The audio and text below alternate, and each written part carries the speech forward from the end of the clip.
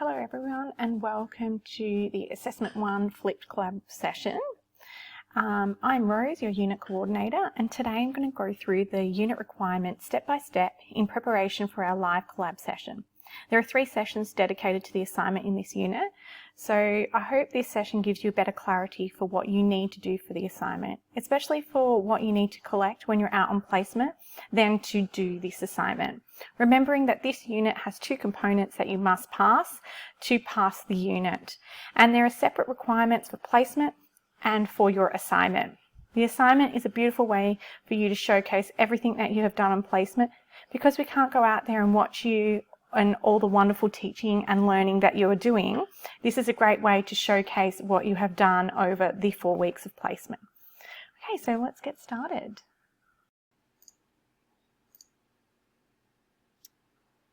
I'd like to do an acknowledgement of country. We respectfully acknowledge the Wurundjeri people of the Kulin Nation, who are the traditional owners of the land on which Swinburne Australian campuses are located in Melbourne's east and outer east, and pay our respects to their elders past, present and emerging. We are honoured to recognise our connection to the Wurundjeri country, history, culture and spirituality. And through these locations, we strive to ensure that we operate in a manner that respects and honours the elders and ancestors of these lands. We respectfully acknowledge the Swinburne Aboriginal Torres Strait Islander staff, student, alumni, partners and visitors. We also acknowledge and respect the traditional owners of the land across Australia, their elders, ancestors, cultures, heritage, and recognise their continuing sovereignties of all Aboriginal and Torres Strait Islander nations. Respectfully recognise the diverse country in which we're grateful to live and learn today. Okay, so today I'm going to go through and give you a walk through the requirements of the assignment. We're going to unpack it bit by bit and look at how it aligns with the criteria. I'm going to go through some formatting of the assignment, APA referencing, and some opportunity of where to ask your questions and where to from there. Alright, so the purpose of the assignment is to showcase your growth and development through your professional experience, so that it's pretty much the 4 weeks of placement put on paper. Here you are showing us, here is what I did on placement, this is how it looks, here is how I grew, and here is all the amazing teaching that I have done. You're going to create a professional experience portfolio that's going to showcase how you're meeting the Australian professional standards for teachers at a graduate level, specifically addressing all 16 focus areas. And we'll get to know these focus areas soon, and we'll go throughout the teaching period. You'll get to know them and become more familiar with them. It's 3,000 to 3,750 words, which sounds like a lot, but you're going to be doing this while you're working on placement. So there's 16 focus areas. We'll have a reflective statement each, but as I said, you're going to be writing these up during your placement. You're not going to get to the end of placement and suddenly having to write 30,000 words as you achieve the focus area. You can address this in your portfolio. The placement is a pass-fail. So what that means is when we go through the criteria, everything on the criteria you will need to show in your assignment. The criteria is essentially a checklist that your markers will use to this checklist to go through and tick off in your portfolio, making sure that everything is there and that it meets the criteria. It's also due in Monday of week 11. Okay, what do you need to include in your portfolio? So your portfolio will consist of 3 components. It will be the evidence, annotation and reflective statement. And each of these components will be 1 per page for each of the 16 focus areas. You will show the evidence and annotation and a reflective statement. These will be in a cohesive portfolio to show your growth for the 16 focus areas. Each one will have an evidence, annotation and a reflective statement. Here are your 16 focus areas. So if you don't know much about the Australian Professional Standards for Teachers, by the end of this teaching period, you definitely will. And there is a link on the Padlet where you can go through and start to familiarise yourself with the 16 focus areas. There's also a checklist in the assignment details for you to use while on placement. We also have dedicated discussion boards for you to get to know and unpack and ask questions for these focus areas, as well as the professional standards. There's 7 of them, and you can see them on the screen here. So we have Standard 1, know the students and how they learn. Standard 2, know the context and how to teach it. Standard 3, plan for and implement effective teaching and learning. Standard 4, create and maintain supportive and safe learning environments. Standard 5, assess, provide feedback and report on students' learning. Standard 6, engage in professional learning. And Standard 7, engage professionally with colleagues, parents, carers and the community. For the entirety of your teaching career, you'll be aligning your teaching practices to these 7 standards and the multiple focused areas that are aligned with these. And for this placement, you'll only be focusing on the 16 focus areas that are on the screen. And as you progress through the course and your career, the focus areas will vary and the expectations for you for these focus areas will vary as well. For each focus area, for the 16 focus areas, you'll need to provide a piece of evidence. Evidence is often a photo of your practice. It might be a photo or a screenshot of your planning, and you could have an image of your feedback from your supervising teacher. It might be reflections from your placements, observations and notes that you have made. And right from the start of placement, keep everything in your placement practicum folder. So all your observations, your planning, your feedback, your supervising teachers, self-reflection, notes, all of this will be evidence that will help you meet the focus areas. We can see an example here of a learning story up the top. For a child, this is a great piece of evidence that we can include in our assignment. We can see that the photo has lots of detail and it's clear and easy to read. Okay, it also has some planning details in there as well for me to read.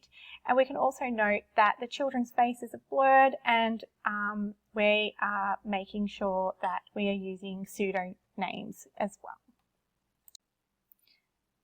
Okay, now that's what we do pretty much for all focus areas, and pretty much whatever shows you achieving that focus area is fantastic evidence, but there is 3 exceptions to this.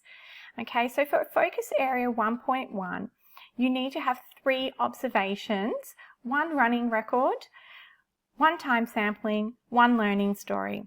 And you can see that these in the assignment details. There's a link to those templates there, and also this can be found in the Padlet. You must have these 3 for your evidence for 1.1, focus area 1.1. For focus area 2.3, you must include 4 learning plans, 2 literacy and 2 numeracy for the focus area for the focus child. That's based on your observations. These observations are taken and used in 1.1, and your learning plans should align. As you have observed the child playing and interacting and doing things within the room, their areas of strengths, their interests, their needed development, and so on, you then plan accordingly. These plans will align to the observations, and the plans must be on the Swinburne online learning templates. The whole plans must be included. Your supervising teacher needs to comment. You can also comment on these, but it must be signed and dated by your supervising teacher.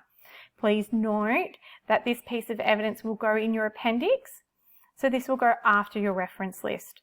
The rest of the evidence will go in for each focus area on 1 page, but for 2.3, this is the only piece of evidence that you will place in your appendix.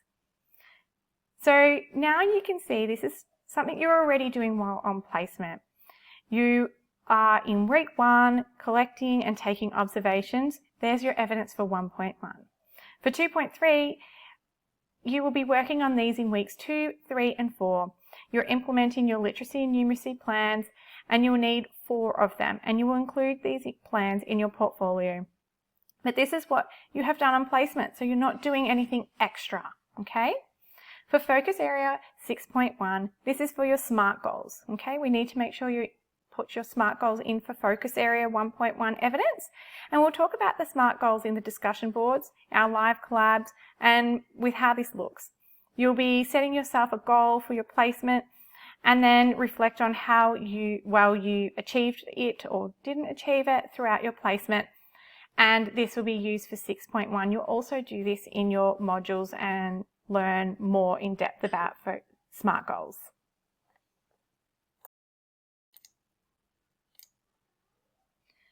Annotation is quite an easy bit. So you've got your photo evidence for most of the focus areas, other than the 3 I've just talked about. And then you'll have your annotation. This is just 1 to 2 sentences, just giving a background, giving context to what the photo is, or the screenshot, or the piece of evidence showing here. Okay, so here is an example of what an annotation would look like. So the learning plan outlining clear goals, objectives, strategies that align with the curriculum, demonstrating the systematic and intentional approach to further develop a child's literacy skills. An annotation is a caption for the photo that tells us what the photo is, what your evidence is, and it should clearly align to the focus area.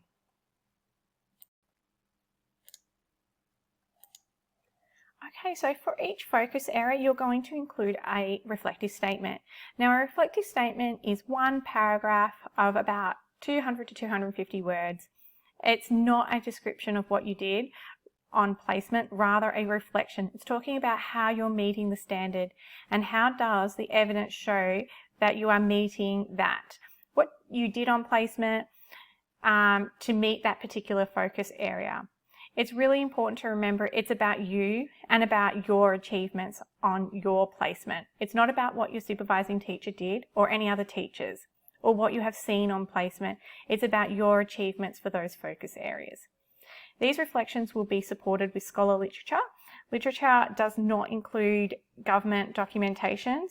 It does not include early years learning frameworks or curriculum documentations. It's about textbooks, the module readings, or perhaps even further readings to find literature that supports your focus areas. How do the readings in the modules or perhaps even further literature supports what you are saying? So here, this is where your theory units can come in handy. You can use your theory units readings to help you justify your work. While you're on placement, you're putting into theory your practice, okay? So what you're doing on placement is the theory, okay? You're justifying what you did to help the children and how does this show your achievement in those focus areas. Okay, so the reflective statement. In the assignment details, you will see these questions listed there, and these questions are a good framework for you to use in your reflections. They provide you an insight and move beyond a description. You might find them useful to consider these questions when developing your reflective statement. For example, what have you learnt? How may it change your professional, intellectual, personal and ethical development? What have you learnt about yourself as a beginning teacher and about the teaching profession that you might not have been aware of before? And what would you do differently if you had to do this again? Now, everyone could do things differently, and you might even say here, if I was to do this again, it would be better in such way. That would be a really great reflection. What are the impacts on the students' learning and how do you know this? These are all great reflections. Here's a great example of a reflection. The first bit talks about the observation and why observation is important. You can see scholar literature being used to inform decision making and guides further planning by Raven 2011. And we've also got in the next paragraph what I did to engage in reflective in teaching by Sims 2011. And I used opportunities to introduce cards. I allowed the students to visually recognise, and these skills are still developing. The student goes on to say that the child's recognition skills are still developing, and it was encouraging to see his willingness to learn. Although the recognition skills are still developing, it was encouraging to witness his willingness to learn and his peers gradually join in the counting. This reflection shows that you have a understanding of the focus area, why observation is important. It shows that what you did personally on your placement, and it shows the impact that it had on the children. Additional assignment details. Okay, so addition to the information, you will use APA 7th edition referencing, and you'll need to have a reference list at the end of your assignment. As you can see from the reflection statement earlier, you can use first person or third person when referring to scholar literature. It's important that you follow the code of ethics from your state that you reside in and maintain student privacy at all times. This means that all children will be de-identified. You won't name the child, the centre, or anybody so that anybody that gets a hold of the portfolio cannot be identified, or the children cannot be identified. And the children are protected. You'll use pseudonyms and letters to protect their identity. Tips for your assignment. Okay, so there are some specific evidence that you need to include that you must add to your assignment, and as we've gone through them, focus area 1.1, you must include 3 observation templates, and these templates are found in the assignment details and the unit Padlet. For focus area 2.3, 4 learning lesson plans, and these must be included for focus area 2.3. And these need to go in your appendix, okay? These lesson plans must be linked to the 3 observations and they need to be aligned. For 6.1, you need to complete your SMART goals template for your evidence of 6.1, and your reflection will be based on how you achieved that goal. All right, so all learning lesson plan templates must be completed on the Swinburne Online Learning Plan templates, and they are found in the Padlet or in the assignment details page. For all other focus areas, it can be anything you personally did on placement that achieves that focus area. It could be a photo of how you set out a learning experience, both indoors or outdoors. It can be a photo without the children's faces of them at work doing one of your activities that you prepared for them. Or it could be a screenshot of your lesson plans, observations, supervising teacher feedback. You can have 1 to 2 samples of evidence per focus area, but you need to have 16 in total. Okay, the annotation will tell us what the photo or that piece of evidence is, and the reflective statement demonstrates your ability on how you achieve that focus area. You don't need to put any references in the learning plans in the reference list, but if you choose to do that, that's fine, and that would be great.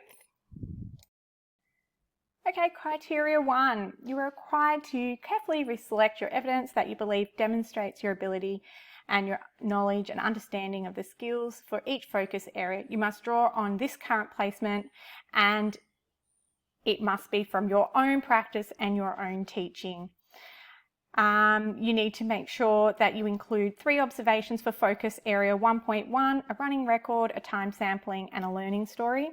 These observations need to be linked to your learning plans, and you need to include 4 learning plans, 2 literacy focused and 2 numeracy focused, and these need to be in your appendix.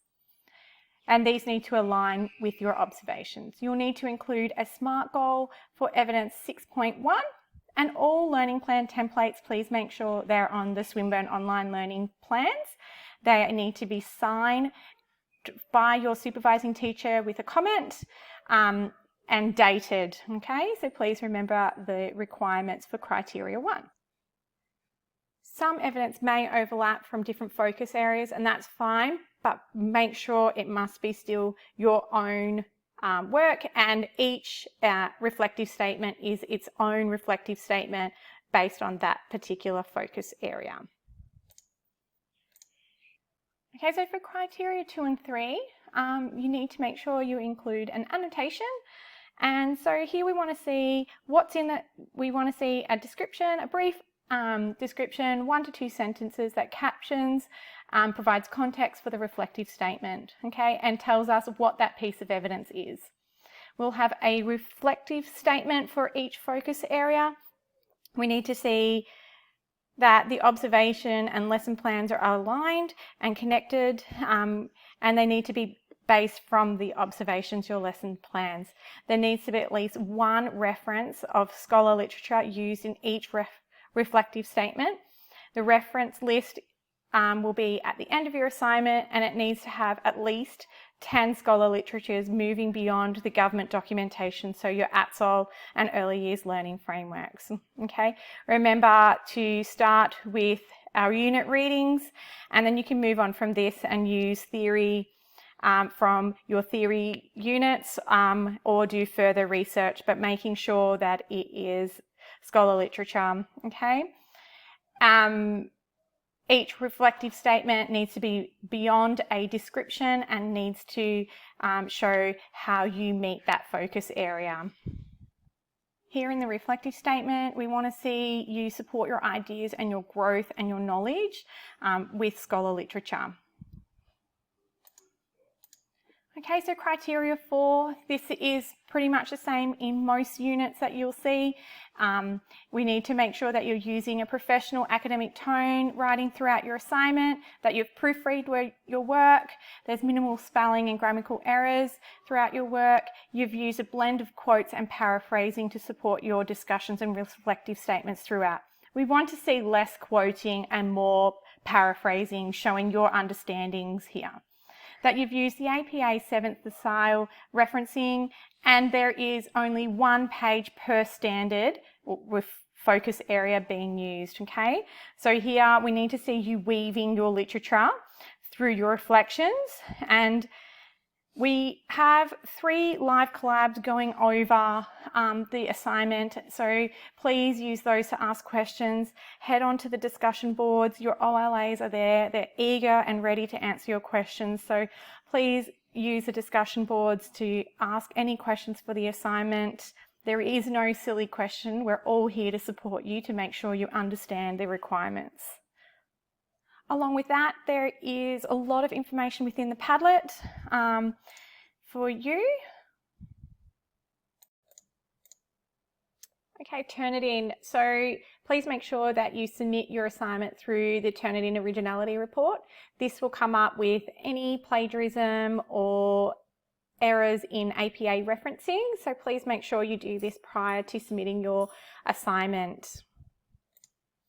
The Padlet, so please head over to the Padlet. This is vital for you. It has all the necessary supports and guidance for you for this assignment. It has all the templates that you require, so head over there. It's really valuable. What if I need an extension? So the first 48 hours for extension, you do not need to submit evidence, but anything beyond 48 hours, you'll need a medical certificate or something like that, supportive evidence to get an approval for a long-term extension. We understand that you are most likely working and studying at the same time, so we're trying to be as flexible as we can with extensions, but please make sure that you pop in an extension if you require one. To submit for an extension, you need to go to the assignments page, here where the arrow is, and request an assignment extension. Assignment extensions open 2 weeks prior to the due date for the assignment, so please head there to get your extension. 48 hours will go to your OLA, and anything beyond 48 hours will come over to me, your UC. Thank you so much for listening to the live collab. If there's any questions, please head over to the discussion boards to ask your OLA. We're all there and eager and ready to answer your questions. We have the live collab sessions throughout the unit. These are really handy for you to ask more questions, speak to your OLAs, and get some further insight into the assignment criteria. Thank you again for listening.